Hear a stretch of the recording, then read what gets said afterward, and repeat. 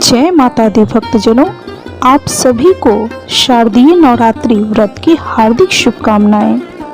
आप सभी का आपके इस चैनल ब्राह्मण देव कन्या में बहुत बहुत स्वागत है। आज हम इस वीडियो में अथ श्री दुर्गा सप्तशी पाठ के द्वितीय अध्याय का श्रवण करेंगे। तो बोलिए जय माता दी, जय माता दी, जय माता दी। पहले अध्याय का लिंक वीडियो के डिस्क्रिप्शन में दिया हुआ है। यदि आपने नहीं सुना है तो कृपया उसे भी अवश्य सुन लें। तो भक्तजनों, चलिए अब हम श्री दुर्गा सप्तशी द्वितीय अध्याय पाठ का श्रवण करते हैं। बोलिए जय माता दी, जय माता दी, जय माता दी। मैं कमल के आसन पर बैठी हुई प्रसन्न मुख वाली महिषासुरमर्दिनी माँ भगवती महालक्ष्मी का भजन करती हूँ, जो अपने हाथों में अक्षमाला, फरसा, गदा, बाण, वज्र, पद्म, धनुष, कुंडिका, दंड, शक्ति, खड्ग, ढाल, शंख, घंटा, मधुपात्र, शूल, पाश और चक्र धारण करती हैं। ऋषि कहते हैं, पूर्व काल में देवताओं और असुरों में पूरे 100 वर्षों तक घोर संग्राम हुआ था। उसमें असुरों का स्वामी महिषासुर था और देवताओं के नायक देवराज इंद्र थे। उस युद्ध में देवताओं की सेना महाबली असुरों से परास्त हो गई। संपूर्ण देवताओं को जीतकर महिषासुर इंद्र बन बैठा। तब पराजित देवता प्रजापति ब्रह्मा जी को आगे करके उस स्थान पर गए जहां भगवान भोलेनाथ, शंकर और श्री हरि भगवान विष्णु विराजमान थे। देवताओं ने महिषासुर के पराक्रम तथा अपनी पराजय का यथावत वृत्तांत उन दोनों देवेश्वरों से विस्तार पूर्वक कह सुनाया। वे बोले, हे भगवान, महिषासुर सूर्य, इंद्र, अग्नि, वायु, चंद्रमा, यम, वरुण तथा अन्य देवताओं के भी अधिकार छीनकर स्वयं ही सबका अधिष्ठाता बन बैठा है। उस दुरात्मा महिष ने समस्त देवताओं को स्वर्ग से निकाल दिया है। अब वे मनुष्यों की भांति पृथ्वी पर विचरते हैं। दैत्यों की यह सारी करतूत हमने आप लोगों से कह सुनाई। अब हम आपकी शरण में आए हैं, उसके वध का कोई उपाय सोचिए। इस प्रकार देवताओं के वचन सुनकर भगवान श्री हरि विष्णु और भोलेनाथ शिव ने दैत्यों पर बड़ा क्रोध किया। उनकी भौवें तन गईं और मुंह टेढ़ा हो गया। तब अत्यंत कोप में भरे हुए चक्रपाणी श्री हरि विष्णु के मुख से एक महान तेज प्रकट हुआ। इसी प्रकार ब्रह्मा, शंकर तथा इंद्र आदि अन्य देवताओं के शरीर से भी बड़ा भारी तेज निकला। वह सब मिलकर एक हो गया। महान तेज का वह पुंज ज्वलमान पर्वत सा जान पड़ा। देवताओं ने देखा, वहां उसकी ज्वालाएं संपूर्ण दिशाओं में व्याप्त हो रही थी। संपूर्ण देवताओं के शरीर से प्रकट हुए उस तेज की कहीं तुलना नहीं थी। एकत्रित होने पर वह एक नारी के रूप में परिणत हो गया और अपने प्रकाश से तीनों लोकों में व्याप्त जान पड़ा। भगवान भोलेनाथ शंकर का जो तेज था, उससे उस देवी का मुख प्रकट हुआ। यमराज के तेज से उसके सिर में बाल निकल आए। भगवान श्री हरि विष्णु के तेज से उसकी भुजाएं उत्पन्न हुई। चंद्रमा के तेज से दोनों स्तनों का और इंद्र के तेज से मध्य भाग कटि प्रदेश का प्रादुर्भाव हुआ। वरुण के तेज से जंघा और पिंडली तथा पृथ्वी के तेज से नितंब भाग प्रकट हुआ। ब्रह्मा के तेज से दोनों चरण और सूर्य के तेज से उसकी अंगुलियां हुई। वसुओं के तेज से हाथों की अंगुलियां और कुबेर के तेज से नासिका प्रकट हुई। उस देवी के दांत प्रजापति के तेज से और तीनों नेत्र अग्नि के तेज से प्रकट हुए थे। उसकी भौहें संध्या के और कान वायु के तेज से उत्पन्न हुए थे। इसी प्रकार अन्यान्य देवताओं के तेज से भी उस कल्याणमयी देवी का आविर्भाव हुआ। तदंतर समस्त देवताओं के तेजः पुंज से प्रकट हुई देवी को देखकर महिषासुर के सताए हुए देवगण बहुत प्रसन्न हुए।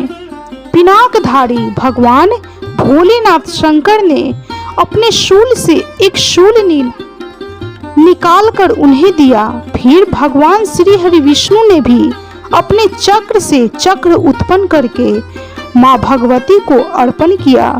वरुण ने भी शंख भेंट किया। अग्नि ने उन्हें शक्ति दी और वायु ने धनुष तथा बाण से भरे हुए 2 तरकश प्रदान किए।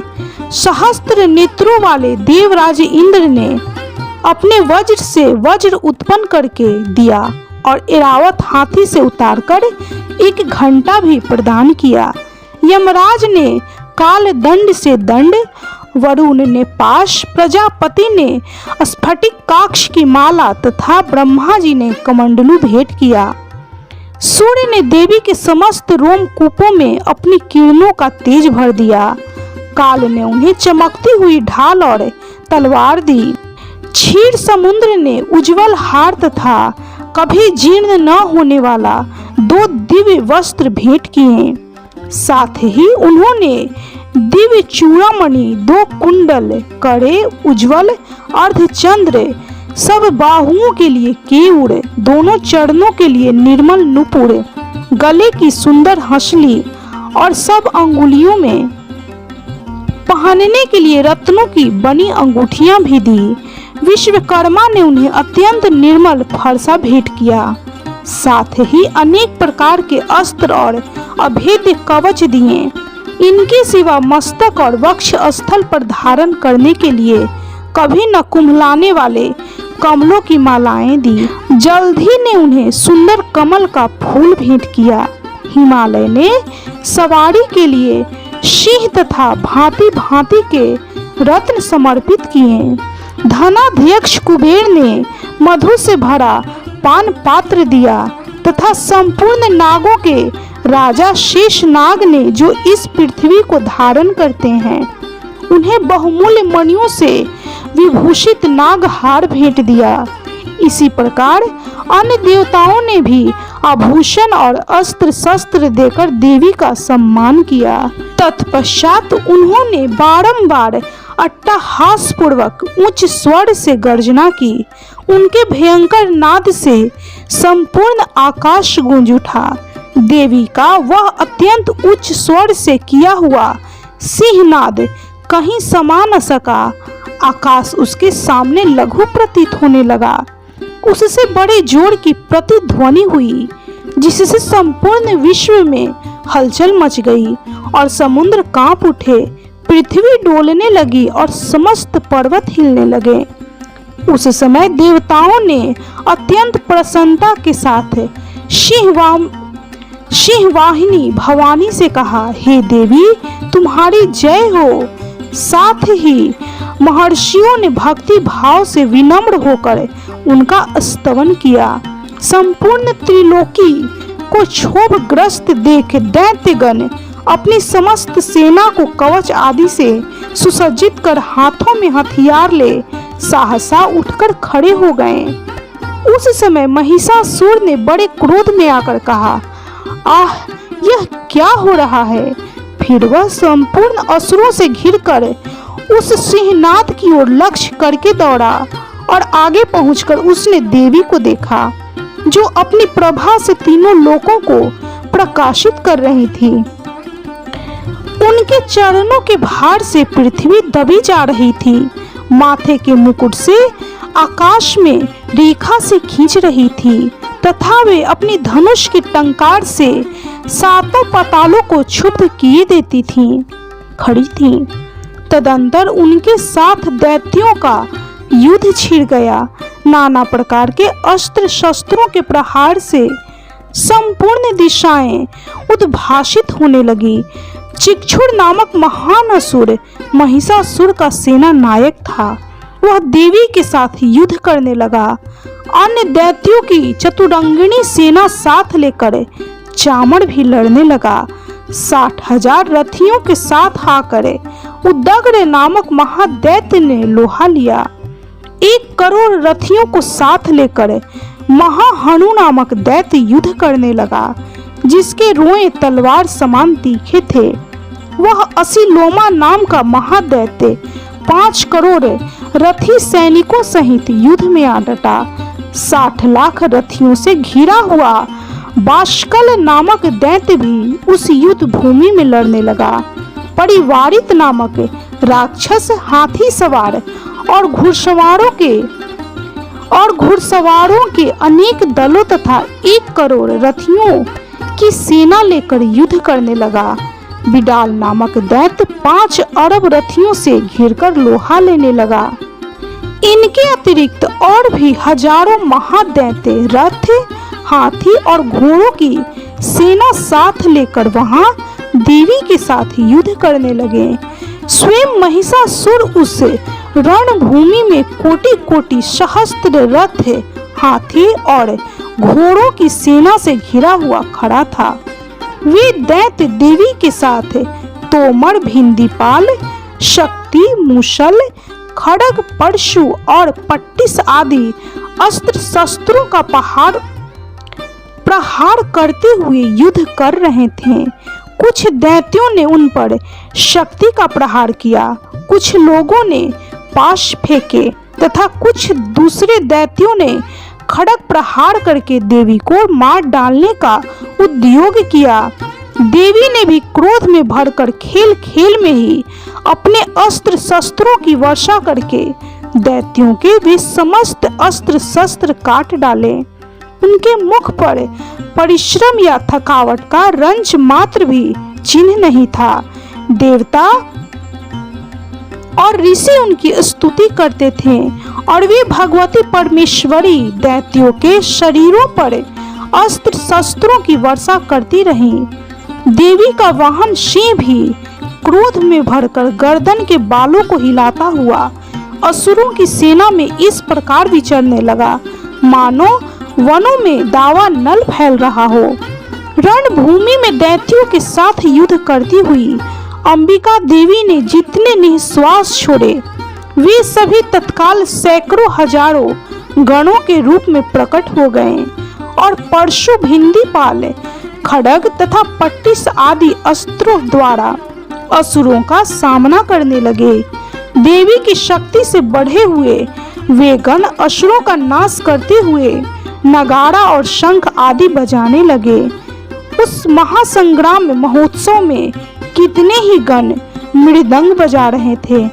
तदंतर देवी ने त्रिशूल से, गदा से, शक्ति की वर्षा से और खड्ग आदि से सैकड़ों महादैत्यों का संहार कर डाला।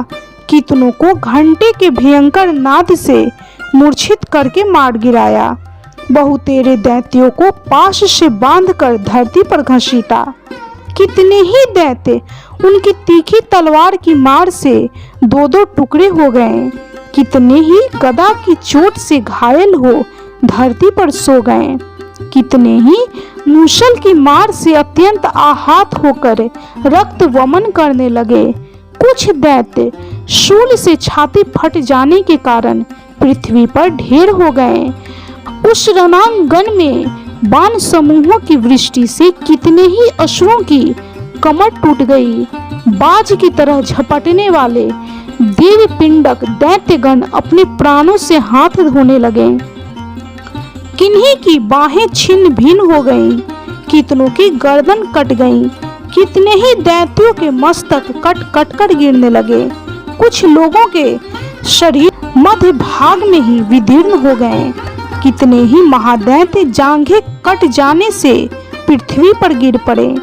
कितनों को ही देवी ने एक बाह, एक पैर और एक नेत्र वाले करके 2 टुकड़ों में चीर डाला। कितने ही दैत्य मस्तक कट जाने पर भी गिरकर फिर उठ जाते और केवल धड़ के ही रूप में अच्छे अच्छे हथियार हाथ में ले देवी के साथ युद्ध करने लगते थे।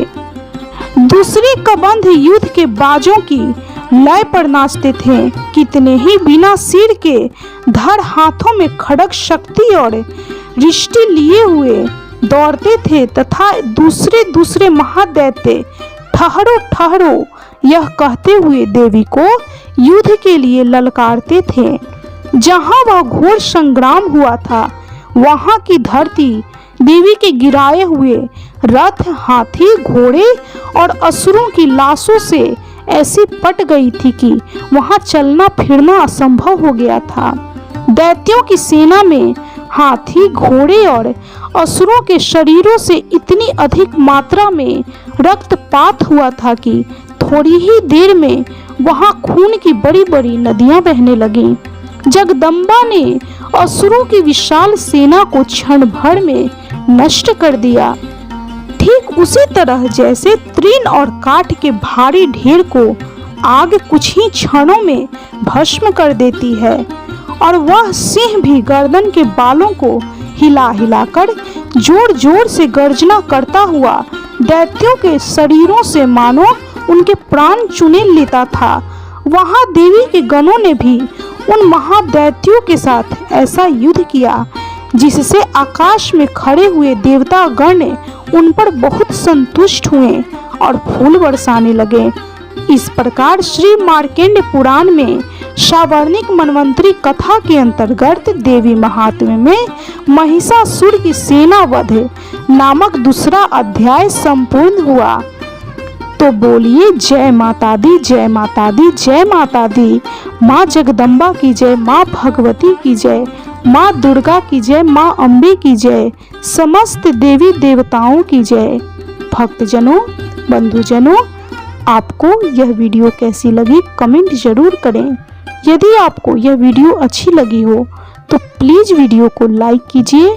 चैनल पे यदि नए हैं तो कृपया चैनल को सब्सक्राइब कीजिए, बेल आइकन को प्रेस अवश्य कर लें और कमेंट में जय माता दी, जय माँ अम्बे, जय माँ जगदम्बे अवश्य लिखें।